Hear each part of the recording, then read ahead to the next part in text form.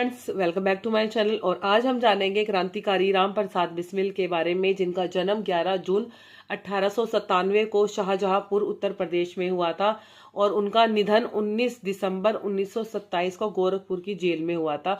वे एक प्रमुख भारतीय क्रांतिकारी, कवि, शायर और साहित्यकार थे, जिन्होंने 1918 में के मैनपुरी षड्यंत्र और 1925 के काकोरी कांड जैसी घटनाओं में भाग लिया था।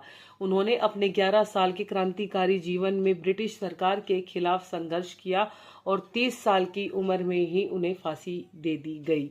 उनका जन्म और परिवार। राम प्रसाद बिस्मिल का जन्म 11 जून 1897 को शाहजहांपुर के मुरलीधर और मूलवती देवी के घर हुआ था। उनके पिता मुरलीधर नगर पालिका के कर्मचारी थे। शिक्षा उन्होंने घर पर ही हिंदी सीखी थी और उर्दू के लिए एक मौलवी के पास जाया करते थे वे, और अंग्रेजी माध्यम के लिए स्कूल में पढ़ना चाहते थे, पर उनके पिता की मनाही के बावजूद भी उन्होंने एक स्कूल में दाखिला लिया था। क्रांतिकारी जीवन की शुरुआत कैसे हुई है? बचपन में ही पढ़ाई से ज़्यादा खेल में रुचि रखने वाले बिस्मिल बाद में आर्य समाज में शामिल हो गए और देशभक्ति की कविताएं लिखने लगे। उन्होंने स्वामी दयानंद सरस्वती की पुस्तक सत्यार्थ प्रकाश से बहुत ज़्यादा प्रेरणा ली थी।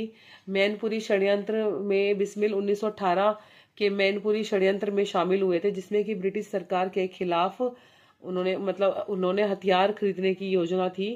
काकोरी कांड हुआ था 1925 में। उन्होंने अशफाक उल्लाह खान और चंद्रशेखर आजाद जैसे साथियों के साथ मिलकर हिंदुस्तान रिपब्लिक एसोसिएशन की स्थापना की थी। इस एसोसिएशन ने काकोरी में सरकार खजाने वाली ट्रेन को लूट लिया था ताकि आंदोलन के लिए कुछ धन जुटाया जा सके।